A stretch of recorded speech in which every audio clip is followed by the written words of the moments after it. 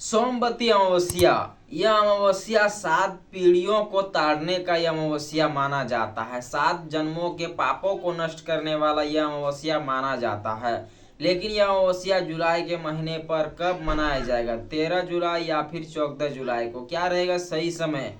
और उस दिन हमें क्या करने से जीवन के सारे पाप नष्ट हो जाते हैं? पितरों को पितृदान दान करने से पितर कई जन्मों के पापों से मुक्त होता है। इसीलिए सोमवती अमावस्या जो कि जुलाई 2026 में मनाया जाएगा 14 जुलाई को, उसी दिन आपको यह व्रत और त्योहार करना चाहिए। लेकिन व्रत शुरू कब होगा और कब होगा समाप्त, और पूजा का सही समय क्या रहेगा?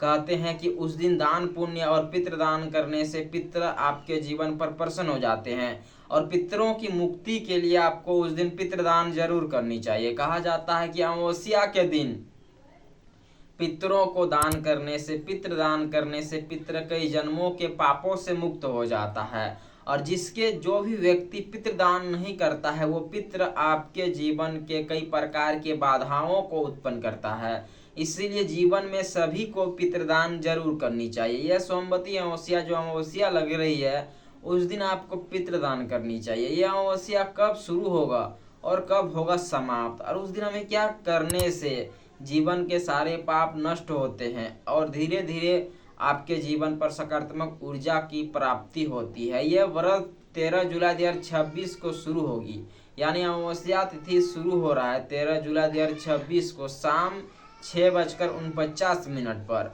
और यह अमावस्या तिथि समाप्त होगा अगले दिन 14 जुलाई 2026 को दोपहर 3:12 पर। लेकिन अमावस्या मनाया जाएगा कितने तारीख को? 13 तारीख या फिर 14 तारीख को? सोमवती अमावस्या है, यह मनाया जाएगा 14 जुलाई 2026 को। उसी दिन आपको यह व्रत करना है, उसी दिन आपको पितृदान करना है। कहते हैं कि पितृदान करने से पितृ प्रसन्न हो जाते हैं, और पितृतों की प्रशंसा आपके जीवन के सारे दुख दरिद्र को खत्म करती है। इसीलिए पितृ को पितृदान जरूर करनी चाहिए। उस दिन दान करने से दान का फल आपके कई जन्मों के पापों को नष्ट करती है। इसीलिए हो सके तो अमावस्या के दिनों पर गाय दान करें। अगर आप गोदान करते हो तो गोदान का बड़ा ही महत्व बताया गया है, इसीलिए आप उस दिन गोदान जरूर करें। या फिर गाय को हरा चारा दान करें। गाय को हरा चारा खिलाने से गाय माता आपके जीवन के दरिद्र और सभी पापों को नष्ट करती है। इसलिए उस दिन गाय को दान जरूर करें, गाय को चारा दान करें, या हो सके जल का दान करें। कहा जाता है कि अमावस्या और पूर्णिमा के दिनों पर दान का विशेष महत्व बताया गया है, इसलिए उस दिन दान जरूर करनी चाहिए। कहते हैं कि व्रत से अधिक महत्वपूर्ण होता है नियमों का पालन करना। अगर आपने सही नियम और सही समय के साथ व्रत और पूजा पाठ करते हो तो उसका पुण्य कई गुना बढ़कर मिलता है। इसलिए अमावस्या तिथि के दिनों पर पूजा और गंगा स्नान 14 जुलाई के दिनों पर करनी है। सबसे पहले सुबह ब्रह्म मुहूर्त पर उठकर स्नान करें, गंगा स्नान करें, या फिर घरों पर या नदी के किनारे स्नान करना शुभ होता है। इसीलिए गंगा स्नान जरूर करनी चाहिए। साफ कपड़े या वस्त्र धारण करके गंगा माँ की पूजा करें। पितृदान करें। पितृदान करना सबसे उत्तम फलों में से एक माना जाता है, इसीलिए उस दिन पितृदान करें। कहा जाता है कि उस दिन भोजन दान करें, और दान का विशेष महत्व बढ़ जाता है अमावस्या के दिनों पर। कहते हैं कि अमावस्या के दिनों पर दान करना डायरेक्ट ही आपको पुण्य देता है, इसलिए उस दिन दान जरूर करनी चाहिए। उस दिन भगवान विष्णु और माता लक्ष्मी की श्रद्धा और विश्वास के साथ पूजा करें।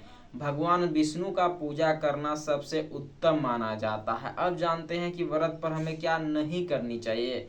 कहा जाता है उस दिन किसी भी प्रकार से जल या फिर माता दुर्गा का अपमान ना करें। जल की अपमान नहीं करनी चाहिए। जल का अपमान करने से दरिद्र आ सकता है, पाप लग सकता है। इसीलिए उस दिन अमावस्या के दिनों पर जल इत्यादियों को बर्बाद ना करें, जल का अपमान ना करें, गंगा माँ की अवहेलना ना करें। गंगा माँ की अवहेलना करना सबसे बड़ा मूर्खता का कार्य होता है, इसलिए गंगा माँ की उस दिन अवहेलना ना करें।